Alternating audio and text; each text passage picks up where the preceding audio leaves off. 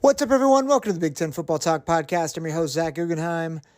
We're going to talk Week 9 picks. We're going to get to your comments, and then we're going to spend a good chunk of time on what is, I think, the biggest news in the Big Ten, which is everything circulating around Michigan. Make sure to like, follow, and subscribe wherever you get your podcasts, Apple, Google, Spotify. Follow us on Twitter and Instagram. Leave reviews, send me emails, big10footballtalk@gmail.com. I'm going to hop right into picks, and then we'll take a break. I'll get to comments, and then we're going to spend a good chunk of time on everything going on in the Michigan world, and particularly the allegations and whatnot with that. So let's get right to it. There's a lot of, I think, interesting games. Only 5 this week because obviously a number of buys, Michigan on a bye, Rutgers on a bye, 2 others I believe as well. There has to be. It's 14 teams and only 5 or 10 teams are playing. So good job, Zach. I'm running on all cylinders today. First one is Indiana at number 10, Penn State, 12 p.m. kick on CBS. Penn State's a 32-point favorite. 32-point favorite. I don't think Penn State covers. I think this is one of those games where Penn State starts very sleepy because they're coming off the loss. It's going to be a little cooler. I believe it's going to be 48 degrees and rainy around game time. So I think it's going to be sloppy weather. I wouldn't be surprised if Indiana's defense gets a turnover early. Aaron Casey, really good player for them on defense. We saw a couple weeks ago, or was it last week, Indiana against Michigan. They pulled a trick play on them. Wouldn't be surprised if you see that again in this game. Ultimately, though, I just think Penn State has too much firepower at the running back position. I think their offensive line has a bounce-back game against this defensive line. I think Drew Aller has a bounce-back game being at home. I like Penn State to win 38-10. They don't cover, barely, but I think Penn State fans are kind of pulling their hair out in the middle of the second quarter, being like, what in the world is going on? But I think Penn State works it out. Right? Young quarterback, still kind of figuring things out on offense. Indiana's not a bad defense, at least in spurts. They have some guys. But I think Penn State's going to be on the field too long. I think between the running backs, I think Penn State's defense is going to really tighten up, get a couple turnovers. Daquan Hardy might have a big punt return for a touchdown. I like Penn State to win by 28. Also at 12 o'clock, Big Ten Network, we have Maryland at Northwestern. Maryland is a 13.5-point favorite. This is a weird game for me. Northwestern has performed above expectation. And by no means do I think Northwestern is the better team.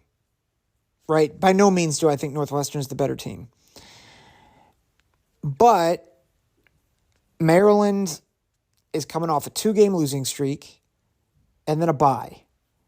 And a lot of people often think bye weeks, it's like, well, it's when you get right. It's when everything kind of starts to get better. Listen, no offense, but often bye weeks can mess with you in ways that you don't expect.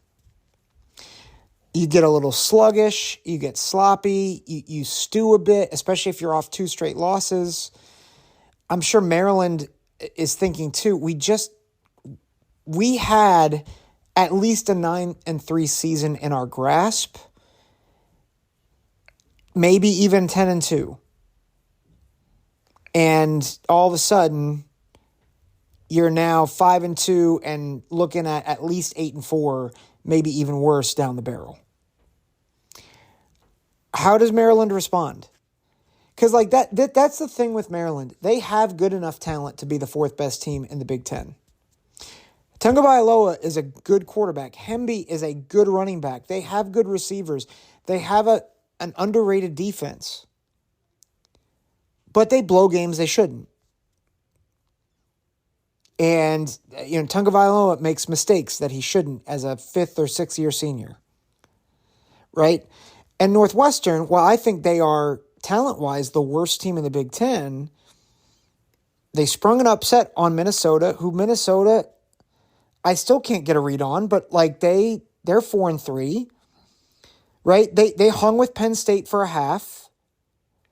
They were right with Nebraska last week. And Nebraska's not a great team, but like they've hung with teams that I wouldn't have expected them to hang with.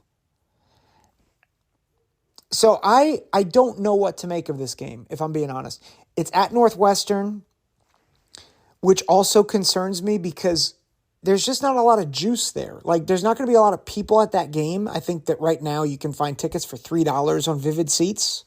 So, like, if you want to go for a really cheap football game, like, this is the one to go to. But, like, sometimes you might think, well, there's no home field advantage. But, like, sometimes, like, Northwestern's used to that. Maryland might come out really, really sleepy. And I would not be shocked if Northwestern pulls off the upset. I'm not picking that, but I think Ben Bryant has a couple of big throws downfield. I think Cam Porter might run a bit more than you expect on this Maryland team. And I think it's close going into the fourth quarter. Ultimately, I think Maryland wins by 10. Make that 11. I've got 31-20. Maryland wins. They do not cover. I think it's a one-score game midway through the fourth quarter. 3:30 kick, Big Ten Network, Michigan State at Minnesota. Minnesota's a 7-point favorite. Man, I feel like I've been off on Minnesota every week, maybe since like week 2. I don't think I'm going to be off on this one. I think Minnesota wins. I think they win big. I think Michigan State is just a mess right now. I think that secondary for Michigan State is exactly what Minnesota needs, what Kaliak-Manis needs with that receiving core. I think Minnesota runs and passes. I don't think at will, because I think Minnesota's offense is very limited. They're only averaging 300 yards a game, but I think they get enough on offense where they look much more competent in this game. And I think Tyler Nubin, most likely an all Big Ten, if not an all-American safety, I think he has a couple picks in this game, and they make it a pretty sizable margin of victory. I like Minnesota 24-6. I think they clamp down on Michigan State. I think Michigan State turns the ball over, and I think Minnesota. It's not a lot of points, but it's a bigger margin of victory than you'd think.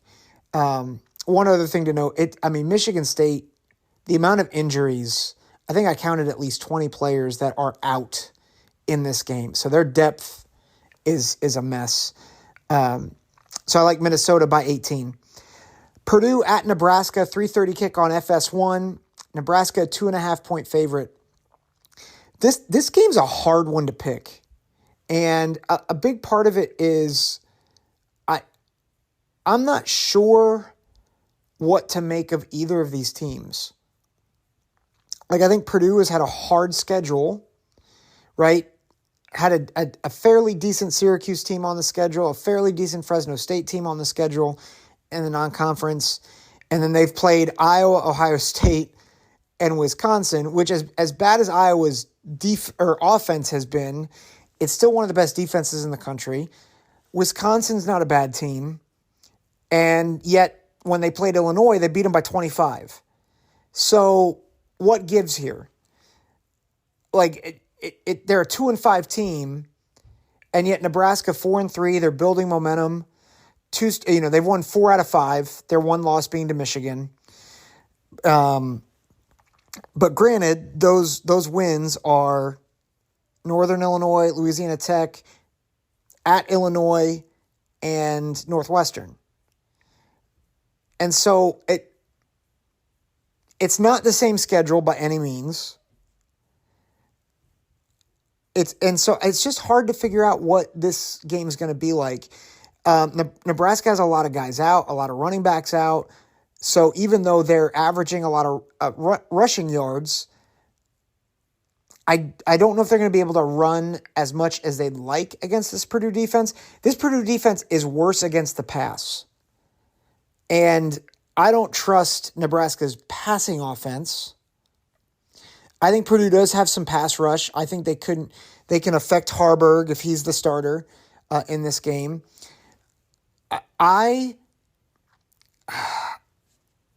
This is a coin flip game. I'm going to pick Nebraska on the strength of their defense.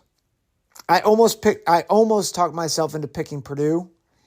Part of that's on the fact that they beat Illinois by far more than Nebraska did. But I think defense travels. I think Nebraska's defense is going to do a really good job against Purdue's running offense. They're going to make them one-dimensional, and I think they force Hudson Card into some bad decisions. I like Nebraska 23-17. Nebraska covers. Tight game. It might be lower scoring than that. 7:30 kick on NBC. Number 3, Ohio State at Wisconsin. Ohio State's a 14.5-point favorite. There is at least some who think that Ohio State will get most, if not all, of their big-time playmakers back for this game. Emeka Ibuka, Travion Henderson, Denzel Burke on the defensive side of the ball. I think this is going to be a tough game for the Buckeyes. You're coming off a big win against a top 10 team. It's the first time you've played in Camp Randall since 2016. The last time they had a turnaround like this with a West Division opponent after having a big win against Penn State, it's when they got demolished by Iowa.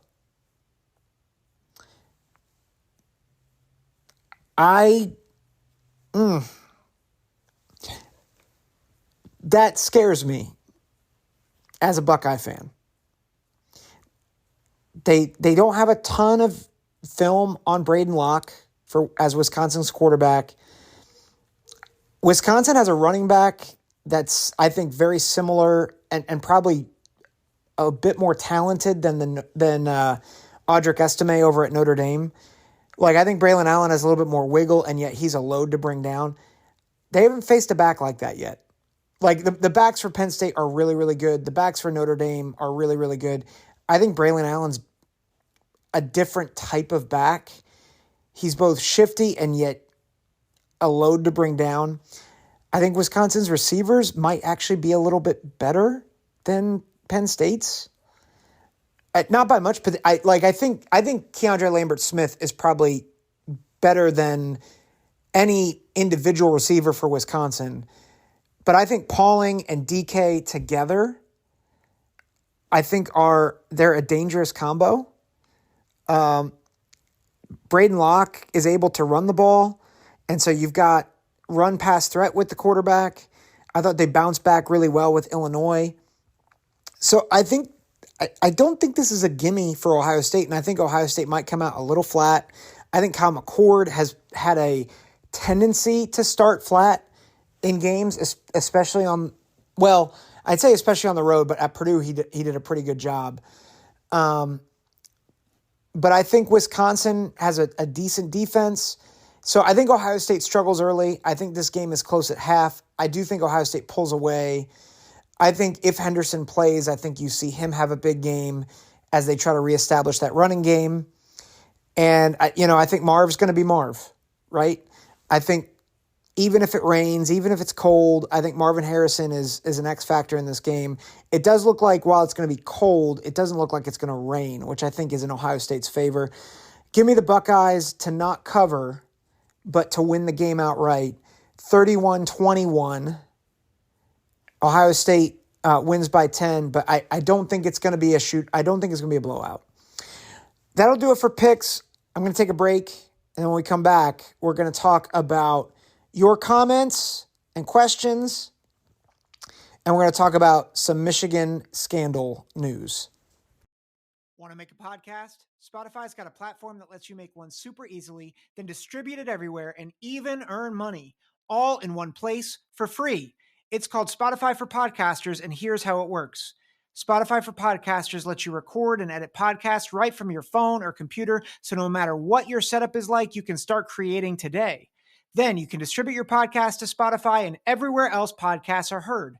Video podcasts are also available on Spotify, and when you want to take conversations with your fans to the next level, Q&A and polls are the best way to get them talking. With Spotify for Podcasters, you can earn money in a variety of ways, including ads and podcast subscriptions, and best of all, it's totally free. I highly recommend you give it a try. Download the Spotify for Podcasters app or go to www.spotify.com/podcasters to get started today.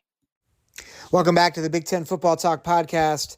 A lot of great comments and just a lot of encouragement. So I just want to acknowledge some of these guys here who shared on either on X or Twitter or Apple podcast reviews or Spotify reviews. I'll start with Spotify. Cameron commented, he said, "Love it. First thing I listen to every morning and Thursday, every Monday and Thursday on my way to school," and then had a fire emoji. Thanks, Cameron. It's just an honor to be part of your Monday and Thursday as you go to school. Thanks for sending that in. I appreciate it. Sean said, "I'm a Rutgers fan. I love your podcast. Well done, Zach. Really great podcast. I will only suggest to update the podcast artwork to include Rutgers." First of all, thank you, Sean. I am grateful that I think Rutgers, you guys deserve a good season, and really, really excited for the season you guys are having. My mea culpa on Rutgers not being in the artwork. They are in the artwork. The thumbnail version of it cuts out, I think, Purdue and Rutgers. But like, if you have the full landscape view, is that the word? Yeah, landscape view. They're in there. My friend made that artwork for me just on a whim because I'm not talented in that way. And she already sent me artwork for when the Big Ten expands. And I'm pretty sure Rutgers, we're going to make sure Rutgers is in there. So don't you worry. We got your back. It's either Rutgers is in there or there's going to be too many teams. And so there's going to be none of the 18 teams on there. So either everybody's getting in or nobody's getting in. We're like a little league team with trophies. So, but I appreciate you writing in, Sean. Ron0824, nice to hear Rutgers getting some good talk on the pod. Although their offense still struggles, they can win or lose games like every other team in the Big Ten outside of the Big Three. To get to a bowl game with one more win would be a huge plus for this program, hoping we can finish 7-5. Thanks, Ron. That was a 5-star review on Apple, which, remember, make sure if you're listening to this on Apple, make sure to hit that review button and leave a rating, because that helps boost the show and boost the recommendations and whatnot. So I appreciate that. But Ron, thanks for writing in. And I think I've said this on several podcasts. I don't think 7-5 or 8-4 is out of the question, right? They have 4 games left. Ohio State next week. They have Penn State. They have Iowa. They have Maryland. I don't see why Rutgers couldn't be either Iowa or Rutgers. Or Iowa or Maryland, sorry. I think they will be the underdog in both of those games. But I think especially Iowa, you're talking about a game where the team just has nothing going on offensively. I think Rutgers is better than Minnesota. And Minnesota won at Kinnick Stadium. And so I really agree. I think they can get one more win. I think Iowa. I think if you catch Maryland at the right time, I think you can get Maryland.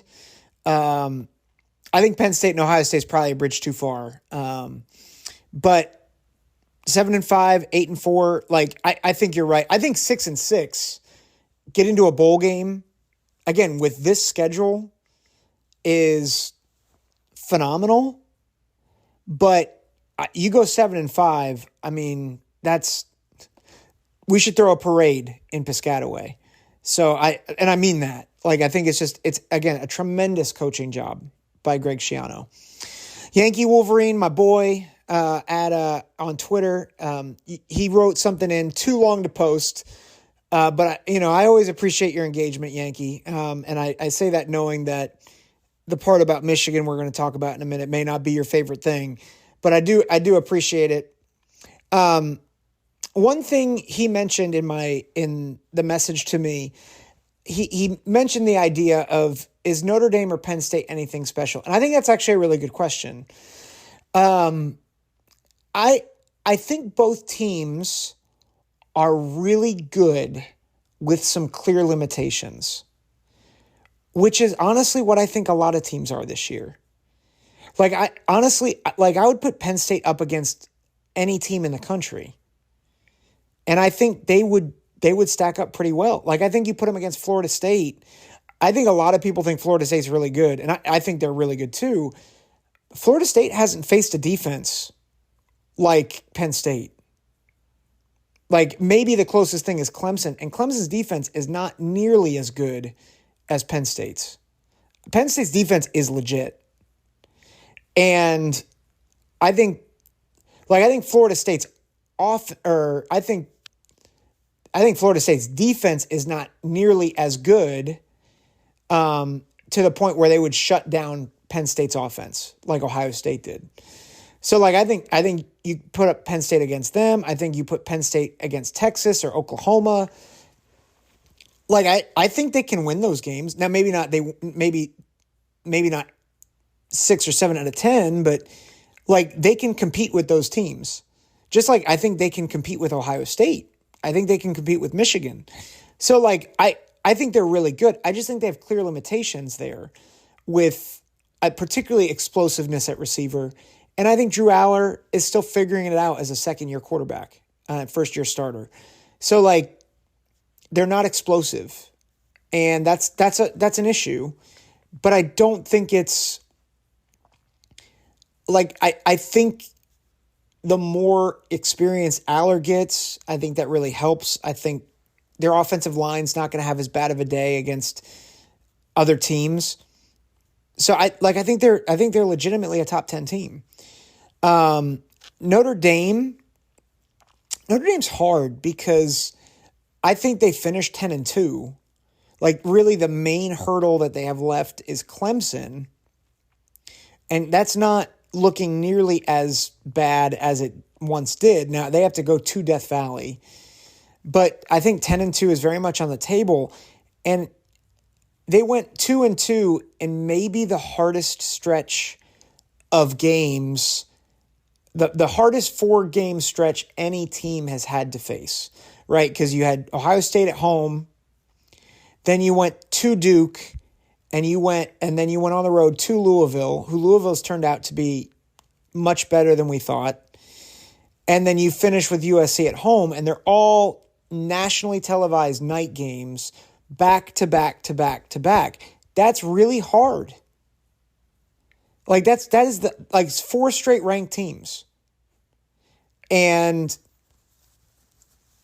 I mean, the first 2 games were really tough. The third game, that game, it looks worse than it was, right? Sam Hartman just had a bad game.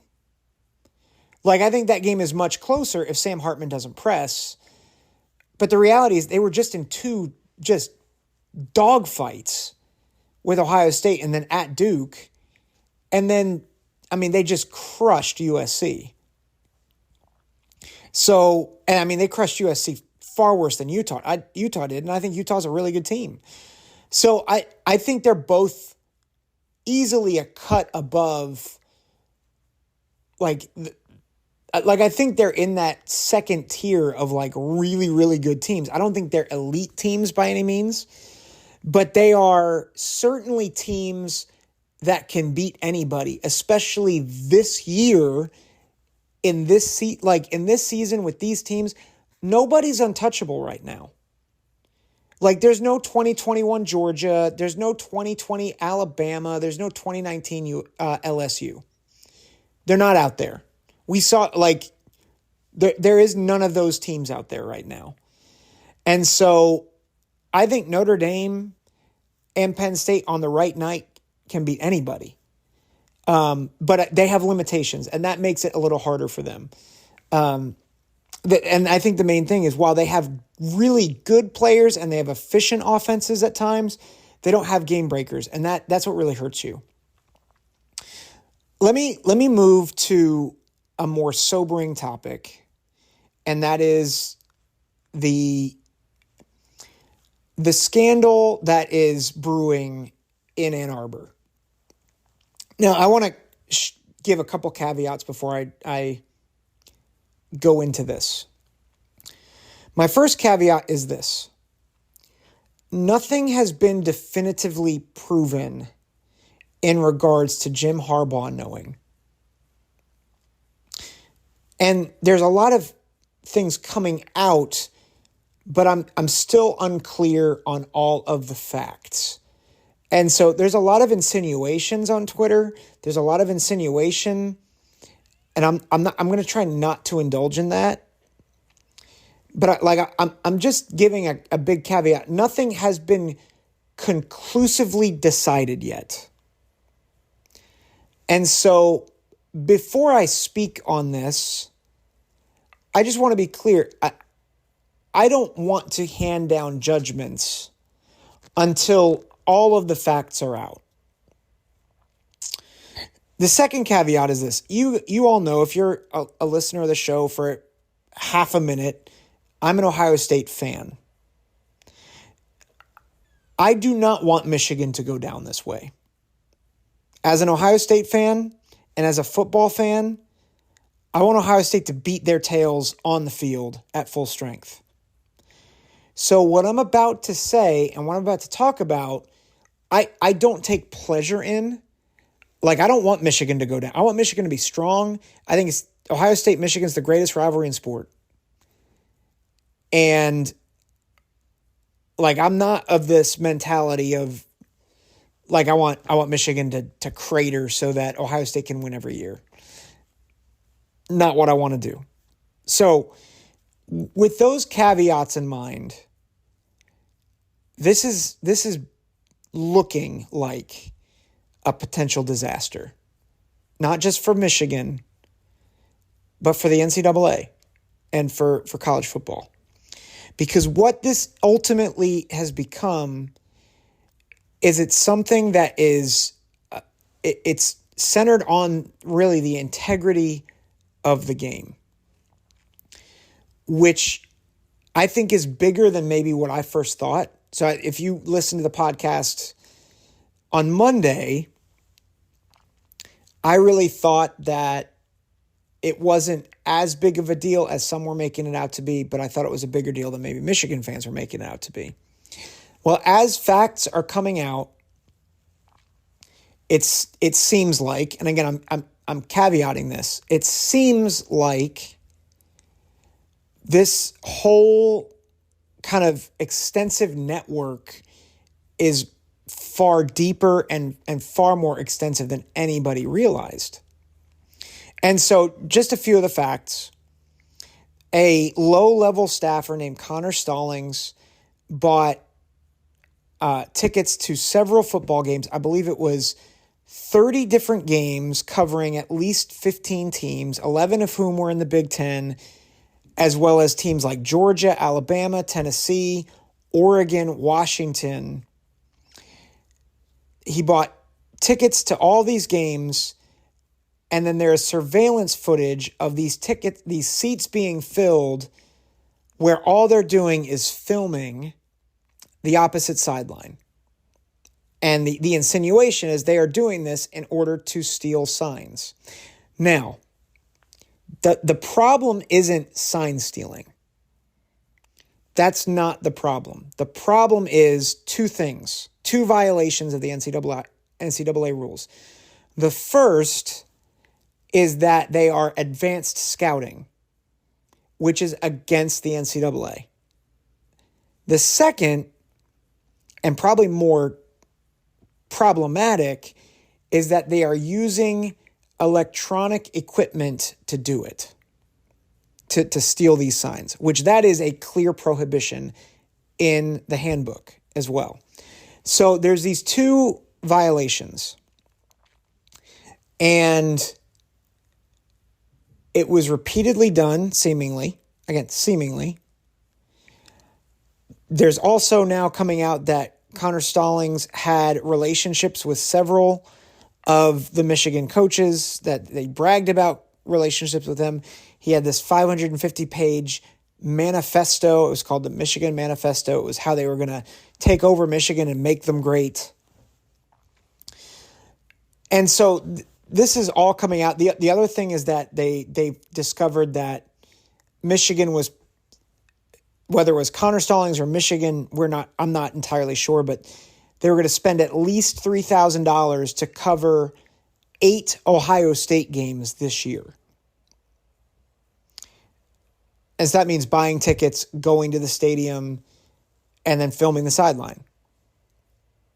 So they had seats for the Ohio State Penn State game this past week, in Connor Stallings' name. They never showed this week. And of course, that game was played after this started to come out. There's more. There's photographic and video, quote unquote, evidence that's more circumstantial, and I'm not gonna play into that. But the problem, and again, I said this on Monday. There's a lot of people coming out and saying this is not that big of a deal. This is not a non-issue. Everybody steals signs. Listen, the Big Ten's making a statement about it. Matt Rule, he had an interview, and people are misquoting the interview. Matt Rule, Nebraska head coach, he was basically like, sign stealing, everybody does it. We have to guard against it. But like what this report is, which I'm not going to talk about, but this report that's out about advanced scouting, that's wrong and that's cheating. That was Matt Rule. And people are only showing half of the clip. And it's the clip where he's like, sign stealing's fine. It happens all the time. They're missing the first clip, or the first part of the clip, which is condemning this type of behavior. Now, he took the high road and didn't accuse Michigan of wrongdoing. But this is the problem. Like, the Big Ten's hot about it. I think there's a lot of coaches that are hot about it, rightfully so. And so the question becomes, will the NCAA do anything? And if not, will the Big Ten step in? And not even if not, the NCAA is probably going to take until next year to finalize something. And not because not for any other reason than right now they're just data gathering. Like, this is a big time thing. And so they're not going to be hasty. But if the Big Ten feels like the integrity of their conference is at stake and the integrity of their champion is at stake, they'll do something. And I think that in their bylaws, they can do something. Now,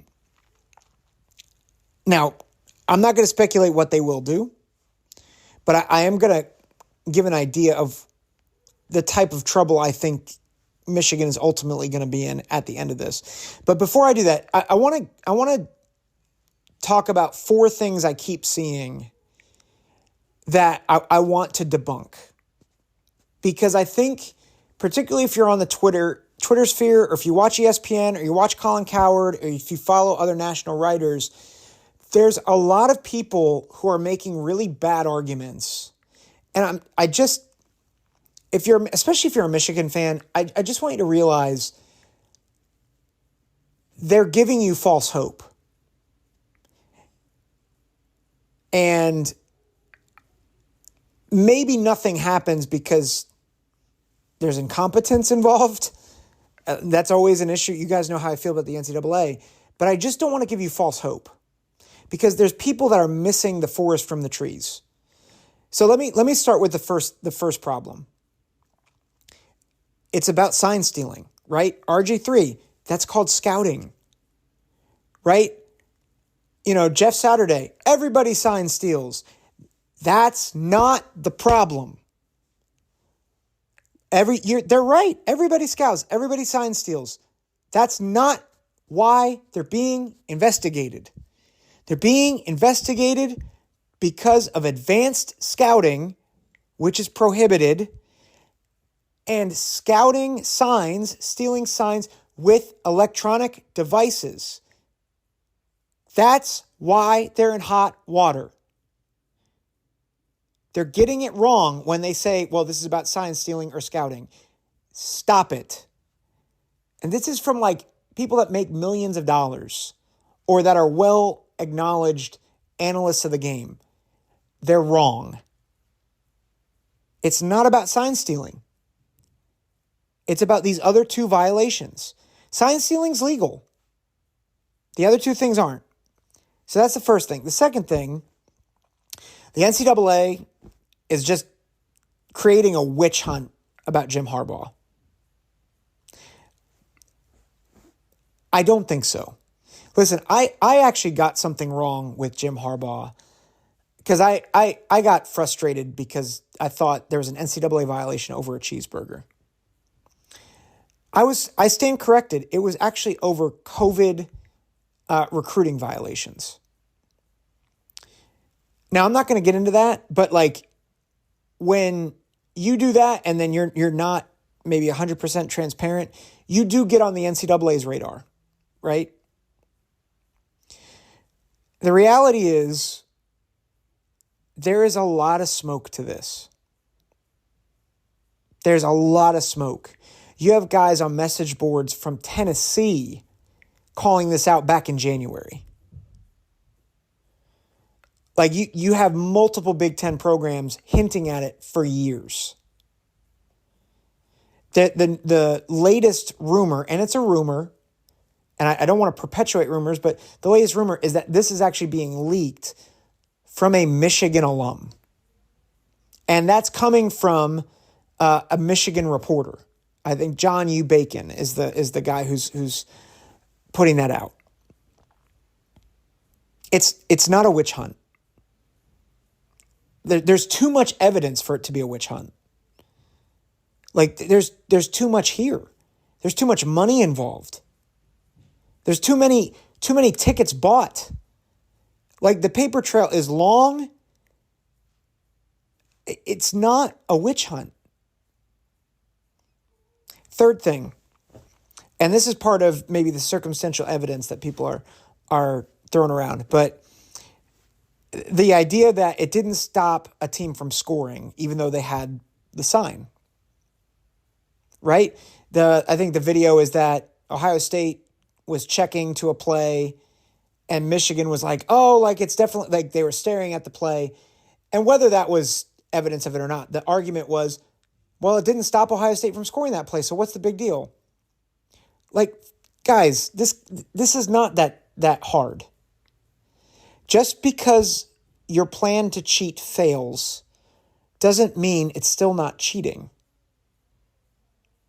And it still doesn't mean it violates the integrity of the game. Right? Think about it. If you're a student taking a test and you steal the answers from the wrong test and you get a 33% on it and the teacher finds out, do you think the teacher is going to be I know you tried to cheat, but you failed, so tough luck? No. They're going to report you and you're going to have to talk to the principal about what you did. Or if you're in college, you're going to have to talk about the dean what you did. It's not just that you failed. Cheating is not a violation just when it works. Right? It's a similar thought too, and putting in more integrity rules, if a referee bets on a game and tries his hardest to help the team he bet on cover the spread and fails, do you think the ref is going to be absolved because he didn't win the bet? No, he's getting fired and barred. It makes no sense. So just because it didn't work on a play or a series of plays doesn't mean it's still not an unfair advantage. It's still cheating. And then the last one, and this is from Bud Elliott, who I respect as an analyst, but I think it's absolutely wrong.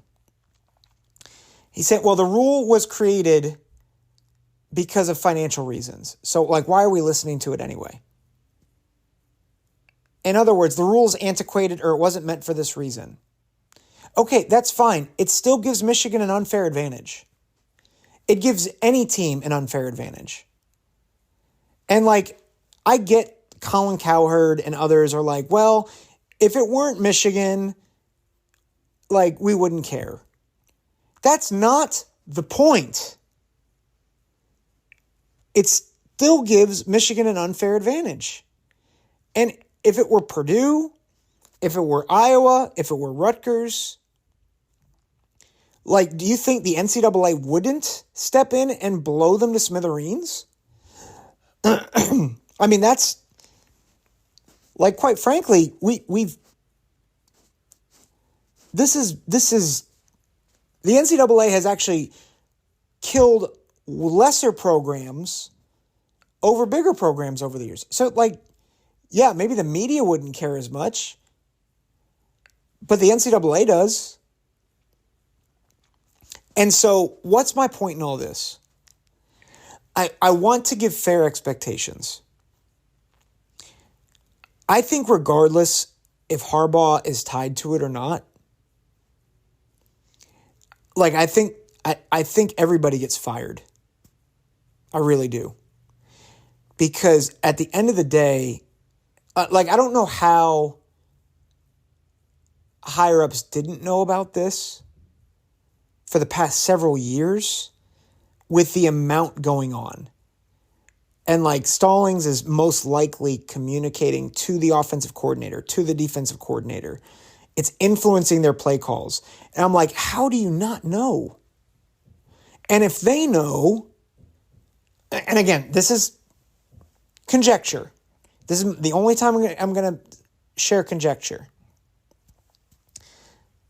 It makes no sense to me that Connor Stallings would know all this and Sherrone Moore, Jesse Minter, and obviously Jim Harbaugh have no clue because it's influencing their play calls. And if that's the case, I think at minimum the coordinators know.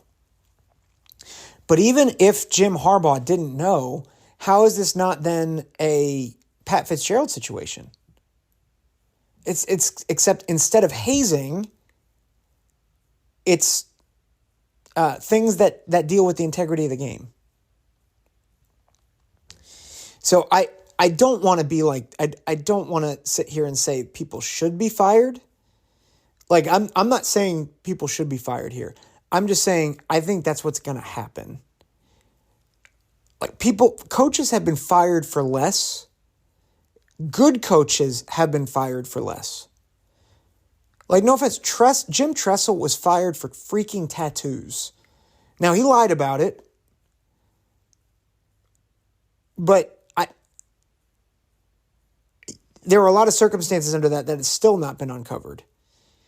But at one point, the distraction got so bad, it was just all right, Tressel just is going to fall on the sword. I don't see a way out for this staff. Unless everything comes out and oh yeah, Connor Stallings clearly acted alone.